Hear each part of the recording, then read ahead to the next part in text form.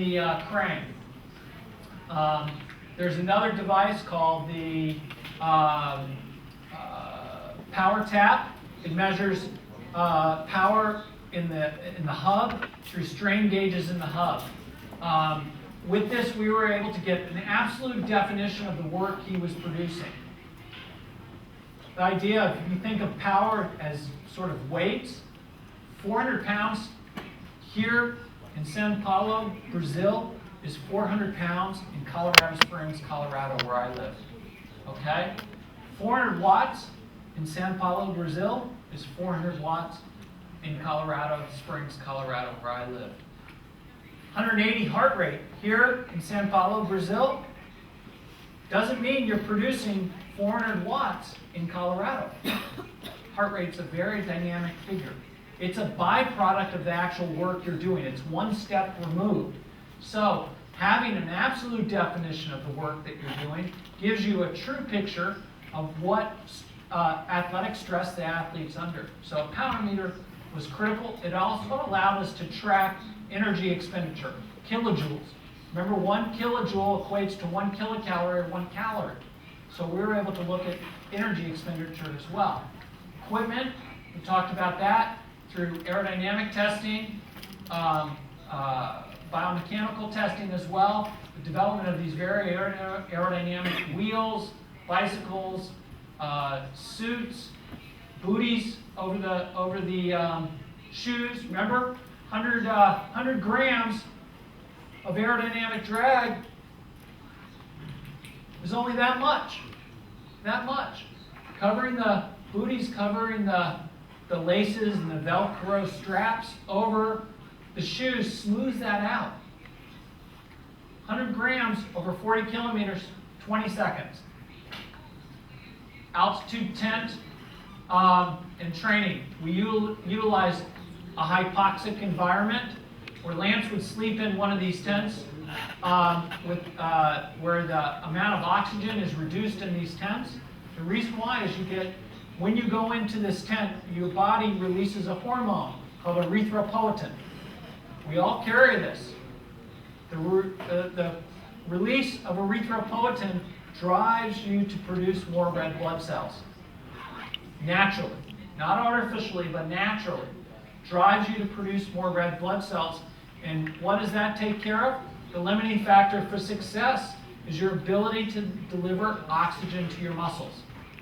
So we do a lot of training where we train at sea level, and we'd sleep.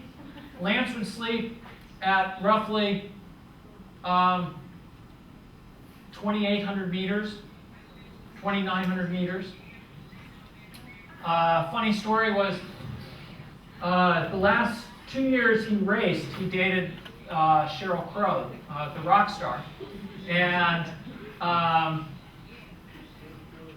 more throughout 2004 to 2005, actually his last year, 2005, we spent nearly 8 weeks training in Los Angeles, California, where Sheryl lives. And she lives right in the heart of LA, Sunset Strip, right where all the other movie stars, rock stars, everybody lives. And I was really concerned that Lance's training would be compromised by this. But she actually has a very nice house that's secluded, and it was easy for him to access some good roads for training, much better than I thought. But I had to bring in an oxygen tent and install it over Sheryl and Lance's bed.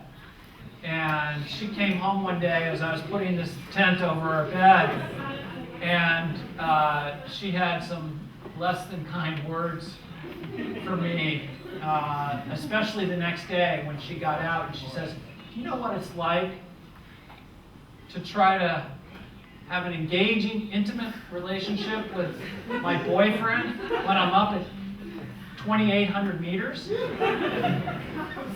So his love life was compromised a little bit. Did she become stronger after a while? She was actually a pretty good athlete. Team. Another really important component for Lance's success was his team. Interesting thing here, look at this, George Hincapie, George Hincapie. George was part of every one of Lance's 7 Tour de France victories. He was his chief lieutenant. He was the guy he could always trust, could always be sure he was there, regardless of where the problem was. George was always there. Lance, we'd always look at the team, and we'd always try to hire the best and brightest. Lance's ability to perform was always increased when we put better riders around. When we had Roberto Horaz, who was in himself was one of the best climbers in the world. Lance, as a climber, is only better when he's following Roberto Horaz's wheel up a climb. You know, when we'd have guys like Vladimir Ekimov, who won 2 Olympic gold medals in time trial events, Lance's ability to perform in time trial events was only enhanced when he would surround himself with guys like Eki. Or in the team time trial event, Ekimov would be very important. Just about every year, there's only one year that Lance, the team didn't finish all 9 riders in the Tour de France. Only 1 year. That's a true testament. And in 7 Tour de France victories, how many flat tires did Lance have? 1. 1 flat tire in 7 straight Tour de France victories. Think about that for a second. I mean, all the terrain, all the road conditions, rain, snow, heat, everything. 1 flat tire. And that wasn't by chance. It was by design. He surrounded himself with great mechanics, great managers, people that would always keep raising the bar. He would push them higher, but every time he would go out and he would personally inspect his bike every night after every stage of the Tour de France. It was that attention to detail was absolutely critical for his success in the Tour de France. And that's why he only had 1 flat tire in 7 Tour de France victories. When you look at the detail that goes into every aspect of his training, nothing was left for happenstance. Whether it was the physiology, whether it was the nutrition, whether it was the aerodynamics, biomechanics, whether it was the field testing, everything was scrutinized. Coaching. I started working with Lance in 1990. He was just 17 years old. He was this young, kind of cocky triathlete from Texas. Obviously, it really didn't take a very gifted coach to be able to see this kid had a supreme amount of talent. But he needed to focus that talent and keep that on track. We had a great deal of success. We had a lot of failures along the way. But in coaching, you can actually, the failures can really be an opportunity to cement your relationship. You know, obviously, the greatest thing that cemented our relationship was Lance's battle with cancer. His ability to how he fought cancer, came back. None of us had any idea that he would ever, race a bike again, much less win the Tour de France and win it 7 times, 2 times more than any other human who's walked the face of the earth has ever done. But that really cemented our relationship, and it continues to be, we continue to be close friends. He lives an active life now, is focusing on, obviously he's retired as a professional athlete, but he still has athletic goals. He ran the New York City Marathon this year and finished with a 2:46 time.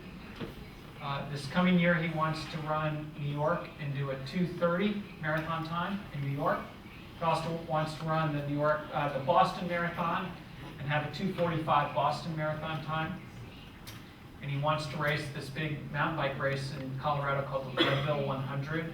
It's a 100-mile mountain bike race, and he wants to try to win that. So sports continues to be an important part of his life. So what I thought I'd do is open it up to more specific questions now.